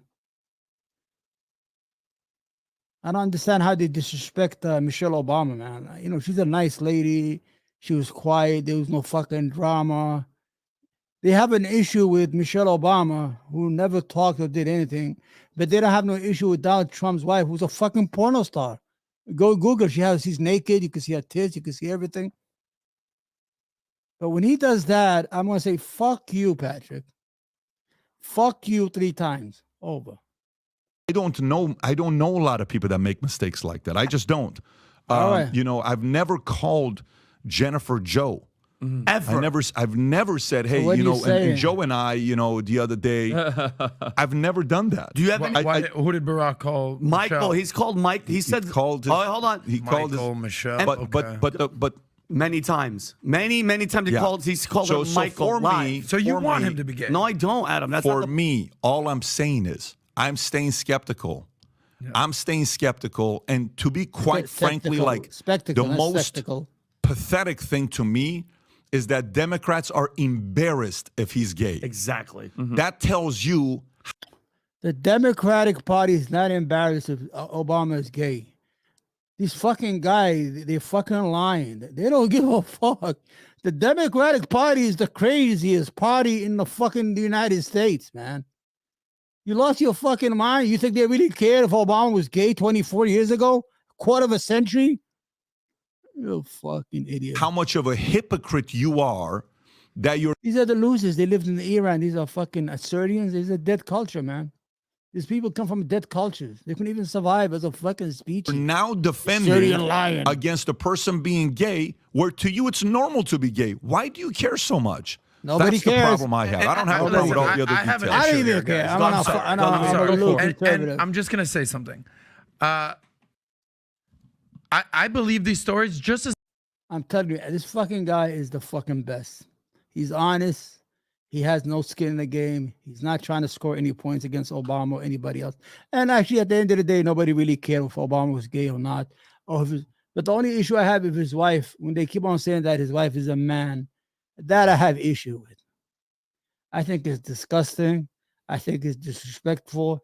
You don't call another woman a man, and she has her daughter and she has her family. You gotta put some respect on her name, motherfuckers. You gotta put some respect on that name. As much as I believe the stories about Donald Trump, let me explain. So, by the way, I'm not an Obama guy. How often do you hear me defend Obama? I said I like Bill Clinton and I like Joe Manchin and You voted for Obama, though. Yeah. So what does that mean? That I have to Supported. love You're him? an Obama guy. No, we're not going to play this game. It's not a game. You also voted for Obama. I didn't vote for Obama. Okay. I never. Let me stick up for my man Vinny, though. They call him a conspiracy theorist. That's true. But the mainstream media, they went over P tapes, mainstream. Stormy McDonald's, mainstream. Thank you. So my point is this: I'm skeptical as hell when I hear, Trump has a love affair with his daughter Ivanka. There's people like, oh, he probably bangs his daughter. I'm like, dude, that's too far. This is not a thing. Right. Okay. Oh, he goes to these modeling competitions for girls who are under 18, and nah, I don't really think so. Mm-hmm. I do think that Trump has cheated on his wife umpteen times and has banged hot porn star chicks like Stormy Daniels and models like Karen McDougal. I actually think that's true. Okay. But the point is, not every story you hear is actually true. That's your pushback? No, what I'm saying is this. I don't think that Democrats are basically being like, how dare you? They are, though. No, they are. No. I just think they're like, here's another ridiculous story No, they are. that they want to push. And the guy's married for the last 20 years. No, that's kind of like, Adam, let me to be give, fair, let me give the opposite side. you read all this stuff, Adam. They're losing their Let me mind. give the complete opposite argument. Let me give the complete opposite argument. This is kind of like a word comes out that Ron DeSantis running for president. Rumor gets out the first woman he had sex with is his wife, Casey. He lost his virginity to Casey after being married. And conservatives say, there's no way that's true. The guy's a player. He's been around. He's a good-looking guy. He's a Navy SEAL. He's a stud. But wait a minute. Hey, many of these Christian guys, you want, your virginity and your Bible and all this other stuff. Why are you now saying no to this? What happened to your virtue signal on being Christians? That's how pathetic this argument they're making is, that they're embarrassed about something like this. Now, for me, my question isn't even this. Forget about the story. I don't wake up in the morning wondering if Barack Obama's gay or not. That's his wife's problem. It's not my problem. They need to figure that part out. My concern is more deeper than that. Your name is Tucker Carlson. Mm-hmm. You got 5,000 people that you can interview that's going to be interesting people to interview. What the hell are you doing interviewing this? Tucker Carlson's not a fucking journalist. He's never been a journalist. He's been a fucking talking head all his life. He's an opinionated fucking idiot. And then he became a fucking racist, opinionated journalist. He doesn't do any journalism. Guy. Thank you. That was my next point. But actually go. Yeah, why? Go. Why? Why are you doing it? That's a great. Are you doing it because, let's go through all different angles. One, are you doing it because, I've always wanted to do this interview. Fox never let me do it. I'm putting it into, Fox's face. Okay, cool. That could be a possibility. Check. I believe it. Two, are you doing it because you are on the inside and you have friends across media company everywhere? A lot of people that maybe were editors, maybe were insiders, worked at Fox. Now they're at CNN. Now they're at MSNBC. And somebody saw a memo or a link or story or a conference call or a meeting that leaked and the door wasn't fully closed that said, hey, Michelle Obama's running for office. Mm-hmm. Okay. What happened? Okay. Nothing. I'm asking Rob to do a poll to see if our audience thinks Obama is gay. I already did. I can tell you that we have over 2,000 votes. 77% of the audience believes that Barack Obama smoked crack and had gay sex with Bingo. Now I know who we're working with out there. Good to know, guys. Yeah. Go ahead. So 77% chance. You're at 30%. I'm at 2%. Can I make my I'm point? fucking fired up right now. Yeah. A ridiculous audience. So love you guys. It's your ridiculous party. is what it is. No. Yes. No, yes. I'm a registered independent. Yes. No, we're not playing this fucking game. Yes. No. First of all, I'm a fucking proud Democrat, and I'm proud of fucking Joe Biden. Fuck it. I ain't ashamed of my party, even if they fucking do dumb stuff. They are the more reasonable, more thinking party. The Democrats at least fucking are doing something for the American people instead of those fucking idiots. No, I'm a registered independent. You've always voted for a Democrat president. You're a registered Democrat. No. You've always voted for a Democratic president. I'm a registered independent. Have you ever voted for a Republican president? No, I have Don't not. hide around the bush. You never have. You've always voted for left. So that's the party. But I'm a registered independent. But you can be. You think I was going to vote for fucking John McCain? You can think I was going to vote for fucking Donald Trump You can be a at that registered time? anything. Why is it? And this asshole voted for Bill Clinton. The same Bill Clinton, he said 2 weeks ago, killed like 40 people. That's the guy. He's upset because he voted for Obama. It's all hypocrisy. Independent. You're a Democrat. You voted Democrat your entire So life. you're a on Republican. No, I even though voted you're- for Clinton. Yeah. I voted for Clinton. He voted for the I have side. voted for So Clinton. that's your out. Absolutely. Okay, got it. I have voted Got it. for left and right. You've Got not. it. So no, because the position you take. Yes. The position you take. What's the position? Your position is like, I'm not going to play this. I'm not going to play this. Your political party. No. Your political party that you voted for your entire life. Yes. Your political party. Even though I'm a that you registered have- independent. Your political party that you have voted for your entire life is embarrassed of this story of, God forbid, Barack Obama being gay. And they're the same ones that push about people, supporting LGBTQ. What's wrong with that? That is absolutely insanely embarrassing from one perspective, okay? When I'm being reasonable to you, saying Karen McDougal for me was 70-80%. I'm at 30% with this guy. I'm not at 70-80%. I'm telling you I'm 30%. He's at 100 though. Our audience is at 70%. That's his opinion. I can have my That's his- opinion. Where are you at? I'm at 2%. Okay, great. That's where you are. Okay. But let me go But back. I have the Can you- judgment to the say that next it's not time- zero. The next time, that's great. if you want him to run a poll, text him. Say if you okay. want to run a poll. I'm making a point Yeah. while I'm saying with Tucker, and you causing me to lose my train of thought. I'm in the middle of it Sorry. here telling you right now. Number one is, why is he doing it? You got 5,000 people to choose from. They can interview. So are you doing it because you want to put it back into Fox? Number two, are you doing it because you're worried Michelle Obama's running for right now for office? So it's like, let me kind of put this. The reason he's doing it because nobody's watching him. Tucker Carlson is becoming irrelevant by the day. The problem is with Fox News is these people are not the famous one. Fox News is the famous person. Remember all of them. Bill O'Reilly, nobody heard of him. Megyn Kelly, nobody heard about her. She's on some fucking radio show. Now Tucker Carlson, nobody's going to hear away from him. So what's that? Glenn, whatever the fuck his name, Glenn Beck. Same shit happened to him. The irrelevancy. The problem is he's doing a lot of crazy shit to stay relevant. That's all it is. It's very simple, man. It's out there. I don't know. Is it number three? Are you doing number three because Obama never gave you an interview and you're like, oh, okay, you don't want to give me an interview? No problem. Here's what I'm going to do to you. I don't give a shit if I ever interview you. Here's my vengeance back at you. Great. Number four. I'm gonna be honest with you. I don't even think Trump. I don't think Obama gives a fuck what happened. He doesn't even take him seriously. Or are you doing it because mainstream media covered everything on Russia collusion for 3.5 years, and smart guys like him believed it, and many other people believed that was actually happening until 3.5 years later, report comes out, oh, it never happened. It was actually funded by Hillary Clinton. No, Oh, actually, move on. it Let's happened. go to a different story, Yeah. and we have to all follow lead and move to the next story. Yeah, maybe that's why you're doing it, because mainstream media was full of shit during COVID, and there's a couple people that lost a lot during COVID. One of them is mainstream media. They lost credibility. Never has the word fake news been used until COVID showed up and Trump showed up and Russia showed up, and then people realized, you know what this fake news thing is real. Credibility of how much Americans believe the media is the lowest it's ever been. Not in the last 10 years, not in the last 20. It's ever been in the history of America, because they're full of shit and the American people are sick of it. And you're starting to notice people are going to get their news from a freaking podcast. We're not journalists.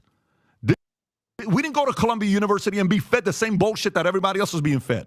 We're sitting here like regular people saying, why the hell are you lying to us so much? Are we supposed to believe all of this stuff is true and you only investigate the people from one side and not the other side?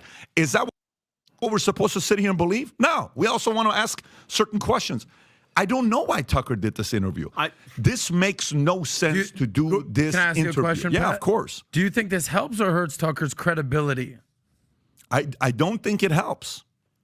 I don't think it helps. I'm a reasonable guy to tell you this. I don't think he puts on that accent. I don't like when Rob brought the story to me and he says, Pat, it's going to get a lot of eyeballs and we got to do this. I'm like, I don't know if I'm interested.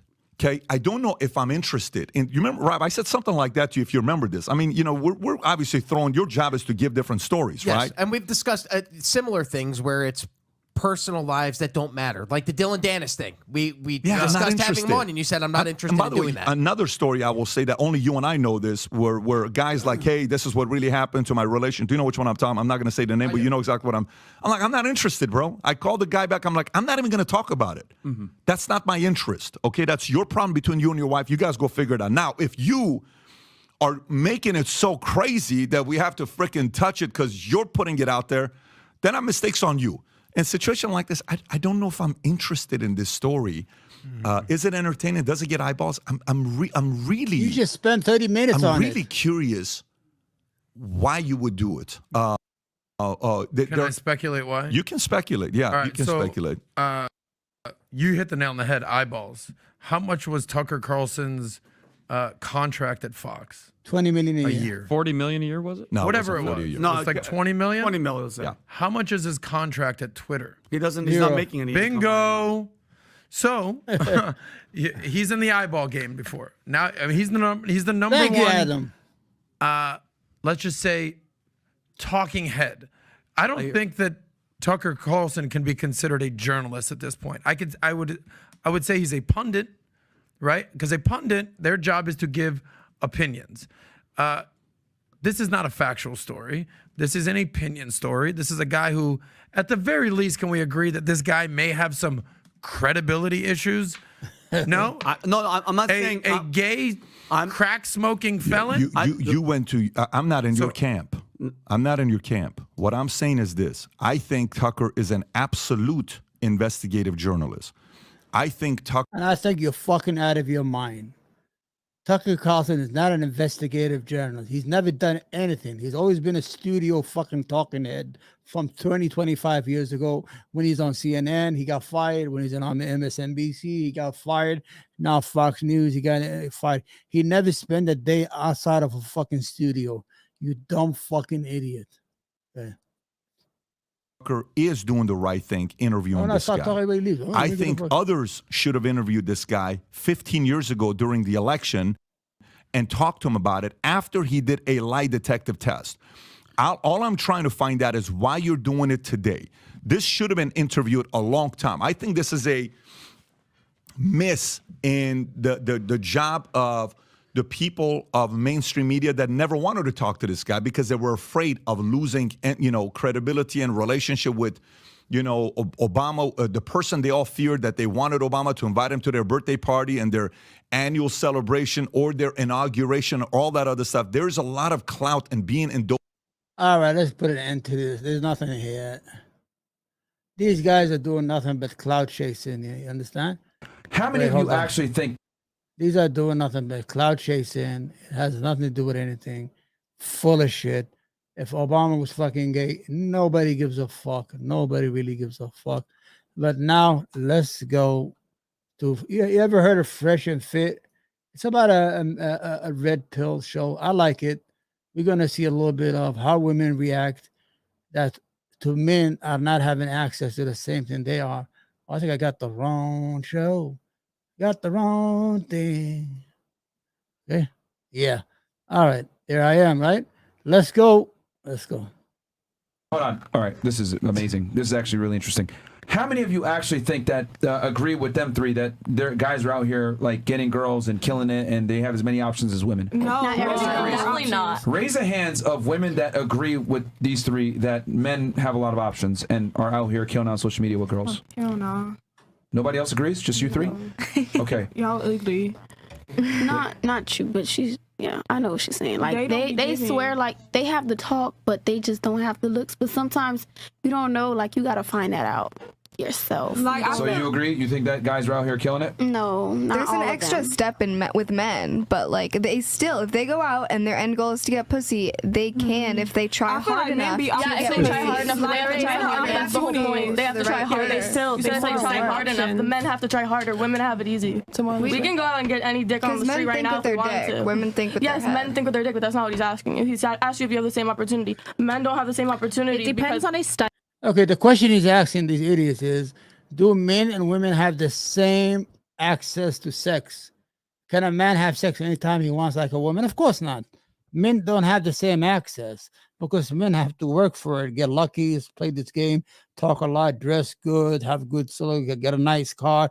They have to do all this show and dance before it happens. Women could just go and say, here I am, take me, please. Okay, let's see how it goes. Yes, and it's a different opportunity, a different way. Let me ask you a question. You think it's easy for a man to acquire status? No, they gotta get some money first. Period. So, by definition, is it as easy for men to get laid as women then? No. I guess you're right.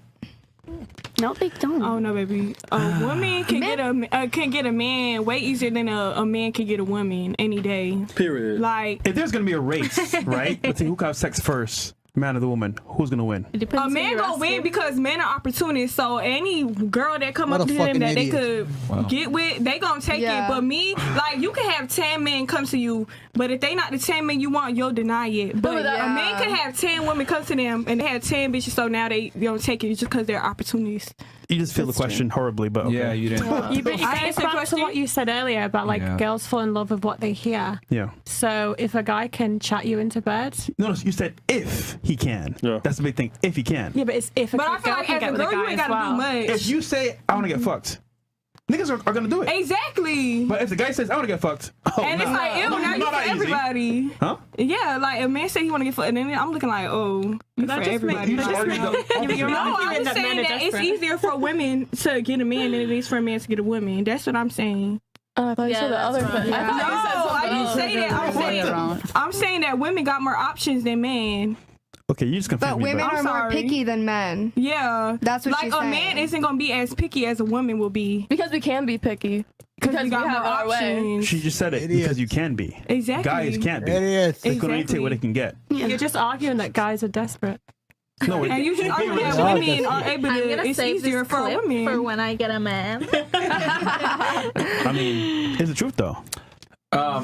Yeah, no, I mean, I just find it very interesting that you guys were trying to argue that, you know, a guy can go to the nightclub. Because the whole reason why you guys made the argument that it's okay for me to go to the nightclub is because my guy can go to the nightclub and I wouldn't mind. But you make the cardinal mistake in not understanding that for a guy to go to a nightclub and get sexual access is way harder than it is for you. Yeah, but then you've also got the thing of that guys, when they go out, they're the ones paying and getting girls to be on their table. Girls will are also... the women going to sleep with them or hook up with them for Just being because? at the table? No, Girls can sleep with those guys just because they're on the table. Do you actually think the girls are going to sleep with those guys just because they have the table? No. But you're asking the same question. Do you think those guys think they're going to get those girls just because they've paid for it? So it's the same way around. Why are they paying for the table? Absolutely not the same way around at all. Hold on, no, stop. It's absolutely not the same way around at all. The men had to spend thousands of dollars to have women come into the section and they still where there's a high likelihood that they might not even get sexual access. Yeah, but they're You're going to go to the club tonight, correct? Yeah. Are you going to fuck the guys in the section? No. Point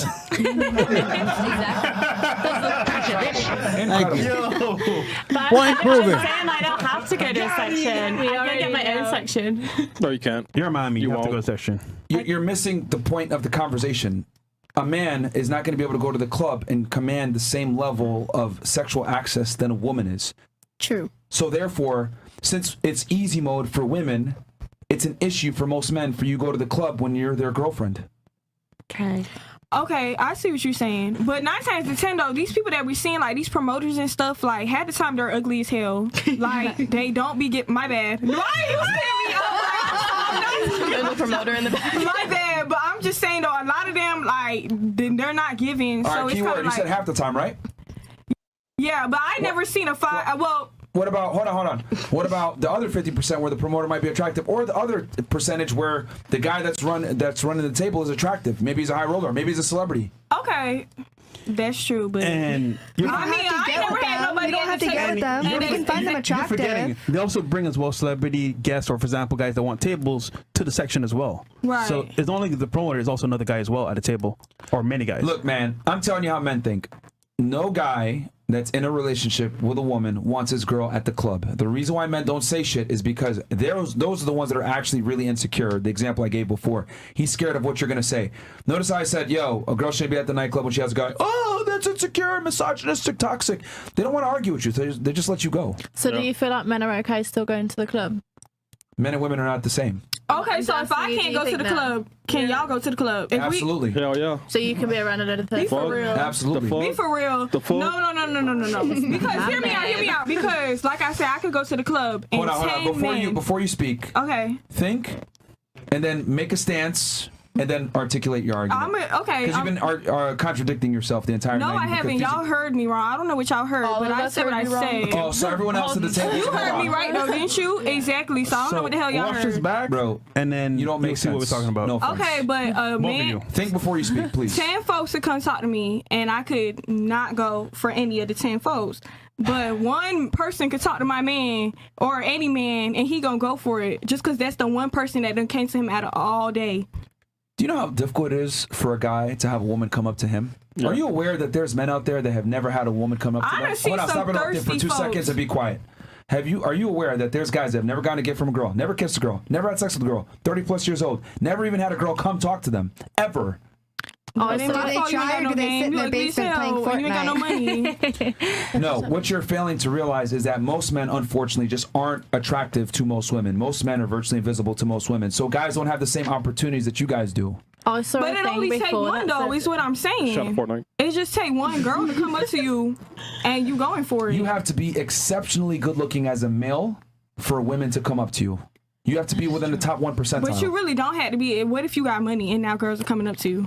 And they just want to fuck just because you got money. She's a thirsty But still, it just only take one. Is it easy to make money? No. Shit, it all depends on what That's you what I'm do. trying to say when I say women are stupid a lot of the times. No offense, with all due respect. But you guys grossly underestimate what it takes to be attractive as a man. Oh, girls are going to come up to you. Oh, just have some money. Oh, be attractive. You got to go to the gym. You got to groom yourself correctly. You got to dress correctly. You got to pay the entrance fee to go to the club. You have to have the charisma. You got to talk me into bed. Like, it's not easy for men to be attractive. Tables. Like, this is what I mean when I say women live life on easy mode. You guys are grossly unaware of what it takes for a man to be attractive, and I don't expect you to know. Yes, because but y'all are delusional. Like, you guys are literally delusional, thinking a guy has as much options on social media as a woman. Do you honestly think a guy has as many DMs in his Instagram as you guys do? No. Seriously? No. Okay, so common sense. So if we've been stay-at-home mums for 10 years now, we're looking like shit. We're not keeping ourselves. You're gonna go out and find a club chick?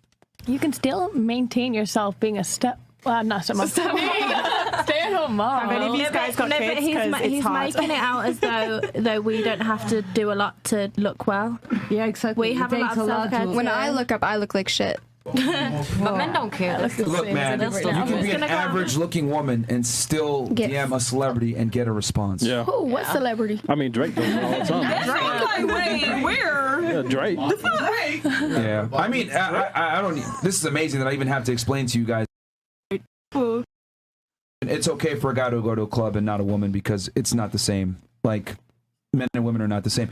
Your guy can go to the club and fuck another chick and come back. All right, gotta go, man. I'm getting tired over here. I thought I'd watch it a little fresh and fit. I guess you guys don't like it. But let me close on this thought. My thought is, fuck the other YouTube channels, man. They don't give you no chance, man. Other YouTube channels don't give you a chance. My friend Wick right now, he has a fucking panel on the Republican Party. He knows how I feel about the Republican Party. That is a dangerous entity that eventually is going to lead to a fucking violence when they can't win no more elections.